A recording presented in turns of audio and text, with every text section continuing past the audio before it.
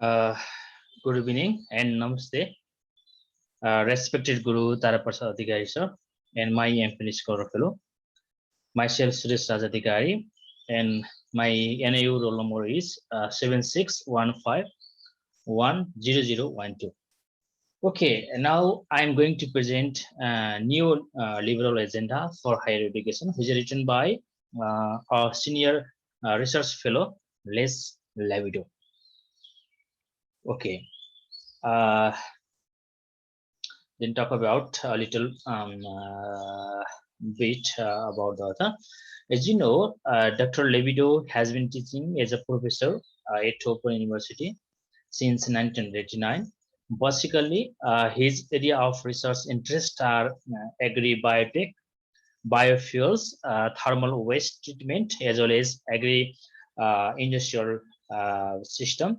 Recently, he is handling a research project named Local Food Growing Initiatives Respond to the COVID-19 Crisis, Enhancing Well-Being, Building Community for Better Future. So he wrote other many articles and bulletin also.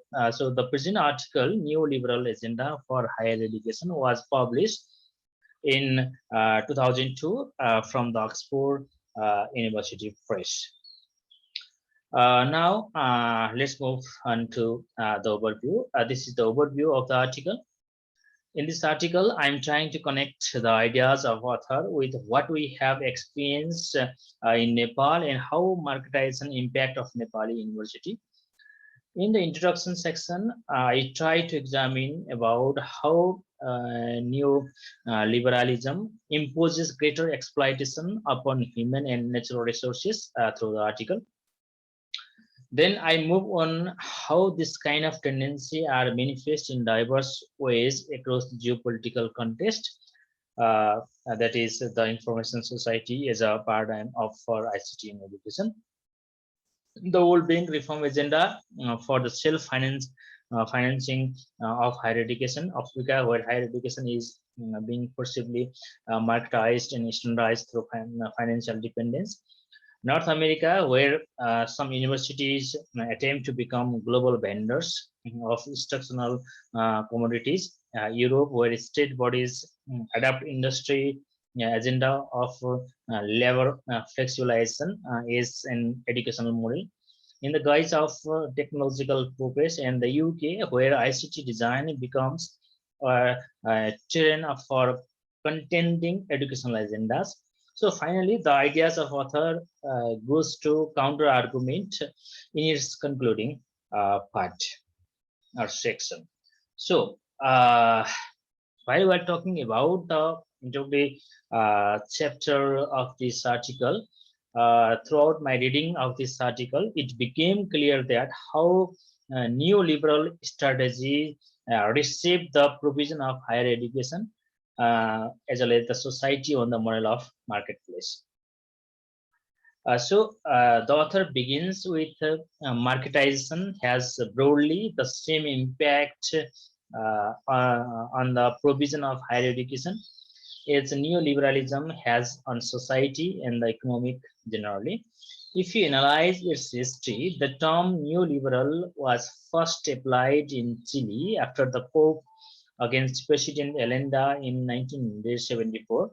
However, this neoliberal strategy has been adopted by most Western governments since the late 80s.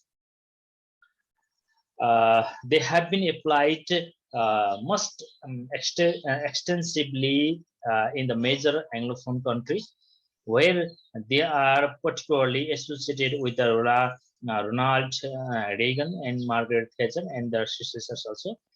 They have been extended to many developing countries through the major international intergovernmental organizations such as the OECD, the IMF, and the World Bank also. So, as I already examined that higher education has become a trend for marketization agenda. Since the 1980s, universities have been urged to adopt commercial models of knowledge, skills, curriculum, finance, accounting, and management organization. Neoliberal strategy for higher education have the following feature, like all constituencies are treated through business relationship, educational efficiency, accountability, and quality are defined in accountancy terms. Courses are recast as instructional commodities. Student-teacher relationship are mediated by the consumption and production of things, for example, software products, performance criteria, and so on. If we connect these ideas, what we have experienced in Nepal, the first democratic government formed on 18 February 1951 recognized education is the right of people, which opened up new avenue for the expansion of higher education. The National Education Commission, appointed in 1952, recommended the government of Nepal to establish new university, as well as the University Planning Commission for allocating financial resources to the higher sector, the higher education sector. The government of Nepal appointed a university commission in March 1956, which recommended for the establishment of the university. So TU was established in 1959 through the enactment of TU Charter. From 1979 to 80, TU started providing affiliation to private colleges to conduct various programs at different levels. 1,084 private colleges spread all over the country have so far received affiliation from TU. TU has 7,966 teaching faculty and 730 non-teaching staff, including the support staff, is constituent campus. So this scenario shows that how Nepalese or Nepalese university or higher education is expanded through the approach of neoliberal or marketization. So in universities, overt privatization has many targeted non-educational aspects such as catering and security. For higher education overall, the main threat should be understood less as privatization than as marketization. So what Levidow has called academic capitalism, in which university staff are increasingly driven into entrepreneurial competition for external funds. Under such pressure, the staff of university must do so in order to warrant state funding and to protect themselves from competitive threats. So Levidow drives most of his argument that marketization is how neoliberalism reshapes the provision of higher education, as it does nearly every other social activity. So since the 1990s, universities worldwide have been urged to adopt commercial models of knowledge, skill, curriculum, finance, accounting, like a management organization. So this pressure complement a wider neoliberal strategy for reshaping society on the model of marketplace. So if we summarize this introductory chapter, today's neoliberal project undoes past collective gains, privatizes public goods, uses state expenditure to subsidize profit, weakens national regularities, removes trade barriers, and so intensify global market competition. So the second subtopic is about the World Bank's reform agenda. For several years, the World Bank has been promoting a global reform agenda on higher education. The World Bank's key features are privatization, deregulation, and marketization. As you know, the term deregulation is the process of removing or reducing state regulation, typically in the economic sphere. So, in the report identifies teachers and their traditional protection as the main obstacle to make best efficiency. In its future scenario, higher education would become less dependent upon teachers' skills because students would become customers or clients. So private investors would also have greater opportunity to gain for state expenditure. while influencing the form and content of education. So business and university administrators would become the main partnership defining student-teacher relations. So yet, 1998, CAUT 1998 reported that UNESCO conference, this conflict was first by declaring that faculty members should enjoy academic freedom and autonomy, conceived a set of rights and duties, while being fully responsible and accountable to the society. So, for Levidow, he asks a question: where does higher education stand in all this? According to Levidow, the impact of neoliberal on the economic and society generally, increasing competition and privatization is resulting in an increasingly unfair distribution of power and resources in higher education without any worthwhile offsetting benefits. However, another writer in North America, many universities had adopted entrepreneurial practice. They act not only as business partners but also as business in themselves. So they develop profit-making activities and through university resources, faculty and student labor. So within an entrepreneurial agenda, university have developed online education technology, for example, electronic forms of course materials.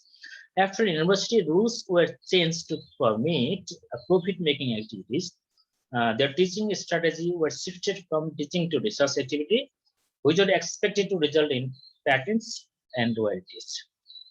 In 1997, UCLA established an instructional enhancement initiative which required internet websites for all its arts and sciences courses. So its main aim to link with the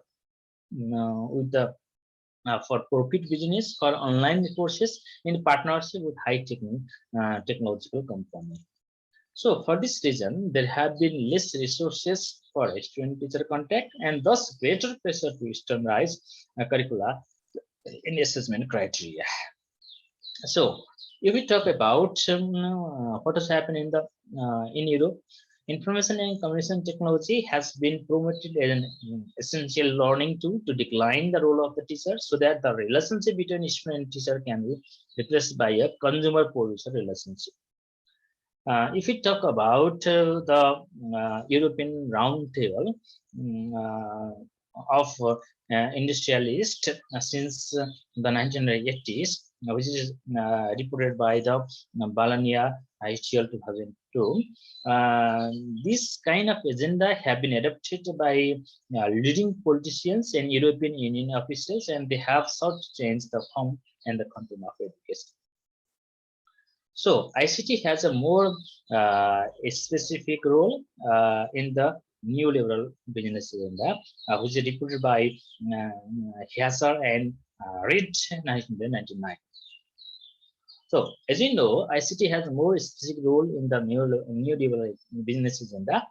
The critics, as critics have argued, there are mainly two dimensions of this kind of scenario. The first dimension is about it facilitates the individualized and flexibilized learning which is required for the modern worker who must become individually responsible for managing his or her own human capital in the workplace. Second, ICT diminishes the role of the teacher or desirable sense. For example, because teachers have an insufficient understanding of business needs and because their present role hinders internal sources for efficiency is the ERT component. So, along the lines of ERT agenda, EU member states have undertaken to promote let's say flexible labor markets so that the EU can remain globally competitive. So it encourages training and lifelong learning in order to improve the employability of workers. So a student-teacher learning relationship is potentially replaced by a consumer-producer relationship. An overall neoliberal agenda was taken forward at the 2000 Lisbon Summit, which set the EU goal to become the most competitive and dynamic knowledge-based society in the world. This was soon elaborated to require the adoption of education and training to offer tailored learning opportunity to individualize citizens at all stages of their lives. So, in the late 1990s, government of the United Kingdom abolished maintenance grants for most students and introduced tuition fee. So, under the pressure of greater debt, greater okay. Sorry. So under the pressure of greater debt, students were forced to choose academic programs, which would lead to more highly paid jobs rather than the arts of humanities. For both those reasons, there had been less resources for student-teacher contact, and thus greater pressure to standardize curricula and assessment criteria. In the late 1990s, the government abolished maintenance grants for most students and reduced tuition fee. So, as these changes lead students into greater debt than before, they felt under pressure to choose academic programs, which would lead to more highly paid jobs rather than arts of humanities programs. For example, their marketization agenda linked to neoliberal meaning of flexibility. First, student customer relations, and the second, the global computer flexible design, and the sell courses according to consumer demand.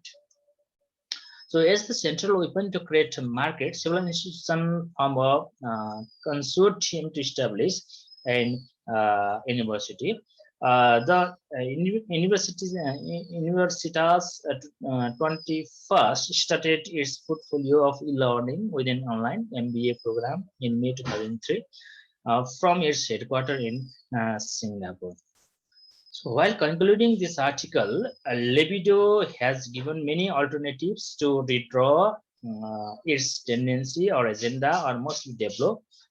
For example, the forms of the marketization turn education into the commodity. They all impose accountancy criteria for valuing education in its human products. As Levidow says, there are all together 11 universities in Nepal. If we connect this kind of attitude, this kind of tendency of neoliberalism in Nepalese University, there are altogether 11 universities in Nepal, which tend to mainly focus on increasing the number of students who could pay fee. So, Tribhuvan University has expanded its affiliation to the private sectors, and the government has been gradually decreasing the budget to the higher education. These circumstances are pushing university to act in the fashion neoliberal project. Now, the policy of higher education in Nepal has been guided by three tenets of neoliberalism. One, marketization, second, privatization, and the third is decentralization. These three agenda of higher education policy affects the functioning of the university so as to serve the interest of global economy. As a result, universities of Nepal are undergoing with several programs associated with management and pedagogy. For Gautam, another writer, or the Nepalese writer, says that this kind of neoliberal strategy creates several problems, especially on the recognition of diversity, connecting university to the community, using knowledge for social transformation, and recognizing community knowledge and bringing back in the university to build resilient teaching learning activities. So, regarding this neoliberal and marketization policy, university campuses have to look more like shopping malls. Vice chancellors have to be restylized as CEO. Government council have to be recast as many as company boards. Academic departments are seen primarily as revenue generating. Staff have to be assessed and rewarded according to their contribution to the bottom line. So, and students have As you know, students have to be reimagined as adroit consumers and investors taking out loans now to increase their purchasing power later. So finally, Levidow gives some alternative approach to develop the higher education and how the higher education is impacted by the neoliberal or marketization. And it is inadequate, simple to oppose marketization or to counterpose whatever existed beforehand. Resistance will be strengthened by developing alternative pedagogy which enhance critical citizenship, cultural enrichment, and social enjoyment for learning. These efforts could also stimulate debate over how to define our collective problems and aspiration beyond making our labor more readily exploitable. Here are some works cited which I took to facilitate in my presentation. Chomsky, Gautam, Harvey, Levidow, Oberts, Redmi, and Sound or Sejolos Levidow also.